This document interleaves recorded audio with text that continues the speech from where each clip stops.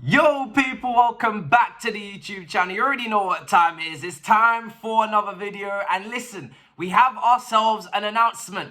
An announcement for Marc Cucurella. And it's so interesting, Brighton. It's so interesting to see that statement of yours drop not so long ago. And now suddenly it's not making sense. The maths is not mathing. And I love the way Chelsea trolled the shit out of them today in their announcement. I'm going to read Brighton's announcement a day ago. Club statement, Marc Cucurella. Contrary to inaccurate reports from numerous media outlets, they're going at Fabrizio there, this evening, no agreement has been reached with any club to sell Marc Cucurella. Now, that's all fair and well. I saw your guy come out, your chairman, whoever he may be, come out and say, well, listen, we don't like to have our players falsely reported out there with an agreement, Well, now Chelsea have responded 11 minutes ago.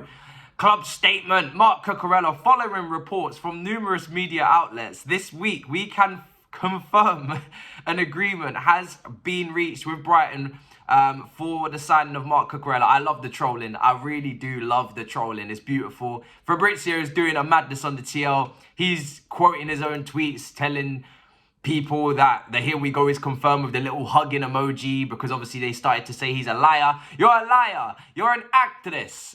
Listen, Fabrizio is cold, yeah? He knows what he's talking about. When he gives the here we go, it is a done deal, yeah? It's as done as it can possibly be. He said medicals would happen yesterday. They did happen in Cobham yesterday. The player has now joined today. Colwill has now been announced as well. And I was told by Brighton fans, we've only done one loan in 5 years. We don't do loans. I said, all right, fair enough. It looks like it's going to be a permanent for Levi. Levi Colwill's going on loan. Yeah? Levi Colwill is going on loan to Brighton for the season.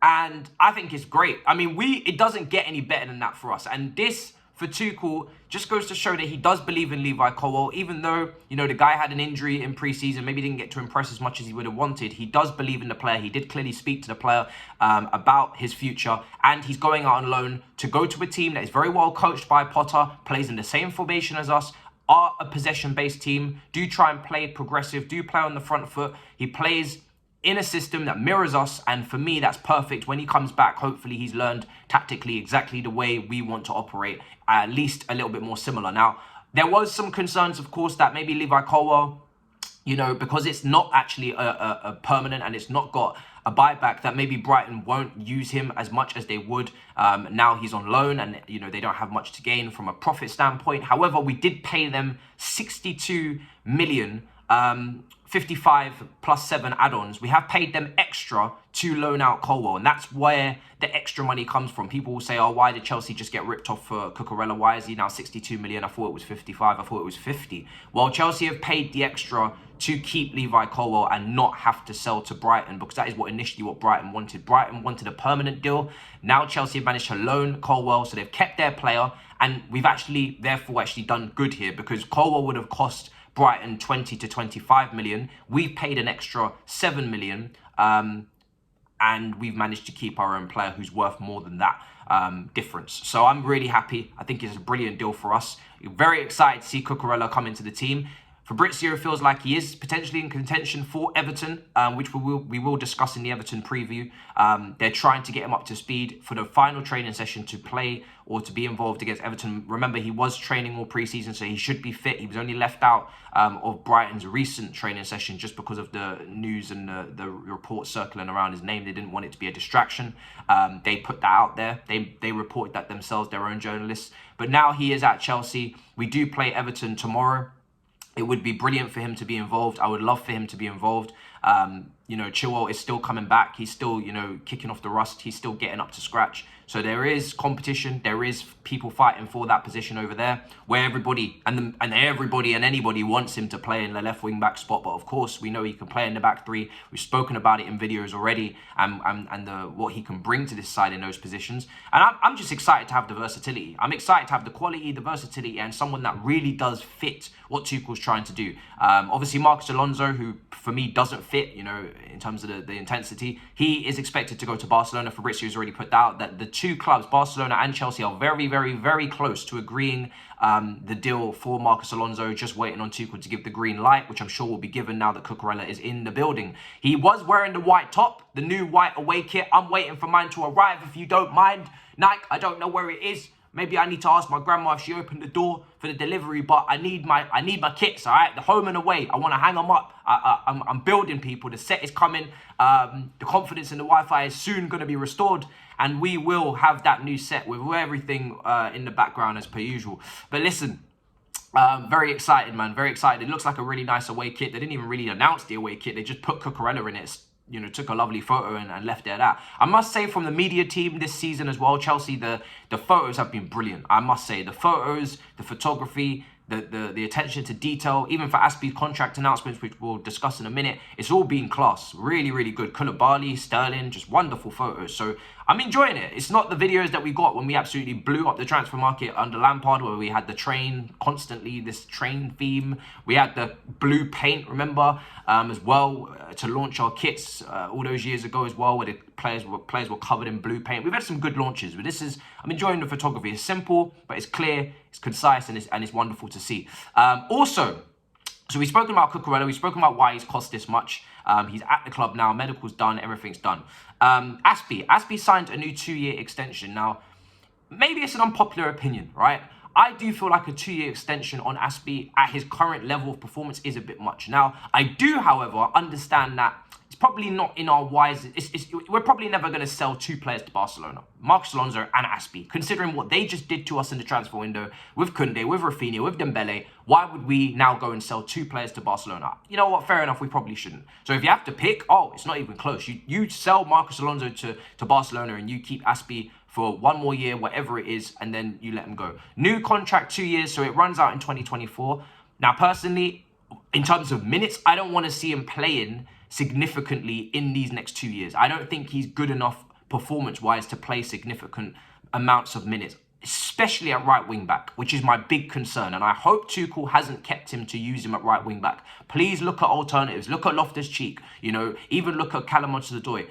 But please do not use Azpi at right wing back. Maybe use him at right side centre back and move into right back if we switch to a 4. But please do not use him at right wing back. I don't want to see Azpilicueta at right wing back this season, making us more defensive in this formation than it needs to be. Make this formation more attacking. Make it more engaging, more exciting. Don't make it more defensive. All right, we've just signed Cucurella, who could play in a back 3. That makes us more attacking. Let's keep that right side attacking now. What I don't want is, I don't want the balance of our build-up play to now shift from being balanced with Cucurella and Reece James and Chilwell to now becoming predominantly left-sided if Reece James is out. So please, I'm begging, do not use him at right wing back. But, you know, I had some time to think about it. I put some tweets out. Never said that, you know, he had to leave now. That was never my problem. My problem was more the 2-year deal. I felt like it was a bit much. But I thought it was a 2-year extension on what he already had, which would have taken him to 2025. It's 2024, so it's not too bad. Great person to have around the place for sure. And hopefully Tuchel does see him as like the Terry under Conte, where he's not going to give him loads and loads of minutes, but he is going to use him sporadically when he absolutely has to. But more, it's about blooding in the new players, teaching them about Chelsea, of course, off the pitch. That James Milner to Liverpool type of vibe. Cool, that's perfect. But I don't know. Something about me tells me that it's a little bit weird that Azpi did always want to go to Barcelona this summer, and then we kind of didn't let that happen. I know we have to be selfish, but I've always had this rule in my head where if a player like Giroud, if a player like Azpi, if a player like Cesc Fabregas, Petr Cech, if they want to move, I think we should just let them move. And I know I just said, you know, earlier, and I contradicted myself a little bit by saying we shouldn't really maybe get rid of 2 players to Barcelona considering what we've done, but that's for selfish reasons. That's for our own petty reasons. I feel like if Azpi really want, and we will never know how much Azpi really wanted to go. Maybe Azpi just needed reassurance that we really wanted him, give him a new contract. I don't know. He's got a little bit of a pay rise. He's now on 180. That's a little bit of a concern as well, because if you did want to move him on, maybe next summer, who's really going to come in for him? But it's different with Azpi than it is with Alonso and you know, Werner and players like that. At least Azpi has his value in the squad, so I'm all right with that to a degree. But if Azpi really did want to go to Barca and we kind of just forced him to stay because we're angry with Barca, I do feel a little bit sorry for him because he's given a lot to the club and I feel like he deserves to get what actually he wants. But we're never going to know. The quotes have come out. The announcement's there. He says he wants to be here. He signed the new contract. We have to take it for what it is. But I don't know. It's just a little bit of a doubt there. But it is where it is, people. We need our captain. It would seem Todd Bowie really pushed this one. And finally, let's get on to squad numbers. Of course, Billy Gilmore not given a squad number. Ampadu not given a squad number. Batshuayi, Kennedy not given squad numbers. I love it because in preseason, people get all these hopes and dreams. Oh, Kennedy had a great preseason. Maybe he's going to be a part of things. Oh, Ampadu's really working hard with these quotes. Maybe Colwill should follow suit. Then they don't get squad numbers and people are like, hey, what? I thought he was working so hard. Yeah, you see? This is why you should not slam Colwill on social media for actually wanting to know about his future. Because poor little Ethan was working away in the sweatshop for no reason because he's got no squad number. You see this? You see how this can work out for you? It's not easy in these streets. Now you're feeling sorry for poor Ethan. It's ridiculous. There's still some players that, you know, we don't want that are given squad numbers, so I'm not really sure what's going on. But this, for me, surely confirms that Ampadu and Gilmore and Batshuayi and Kennedy are all going. Chukwuemeka is staying. He's been given a squad number of 30. Gallagher's been given, I think, 23. Sterling, 17. So, and the list goes on and on. Koulibaly, obviously, 26. Cucurella, I believe he's wearing 20-something. I think I've seen a 2 somewhere in that kit launch. But hey, big up your damn selves. Listen, there's a lot going on. Make sure you subscribe. Make sure you smash up the icons. Let me know in the comments what you think. And I'll see you next time. I think I've got an Everton preview coming for you. I didn't do the Premier League predictions for 2 reasons. 1, I passed out. 2, more importantly, now Cucurella's been announced. It would have been 3 uploads. Could you really handle that? Could the algorithm really handle that? Probably not. But more importantly, transfer window is not closed. I'm going to follow Big Six method. I know a lot of people put out their Premier League predictions right now. I'm going to follow what Big Six are doing. And I'm going to put my Premier League predictions on this channel when the transfer window is closed, so I can be more accurate and ahead of the curve. Because there's a lot that's going to happen in this window, and it's going to really drastically affect my Premier League predictions. I feel like it's so pointless to put them out right now that I think about it, because I just don't know what's going to happen in the window. It's going to completely change how I predict the table looks. So there you go. Big up your damn selves in a bit, people. Peace.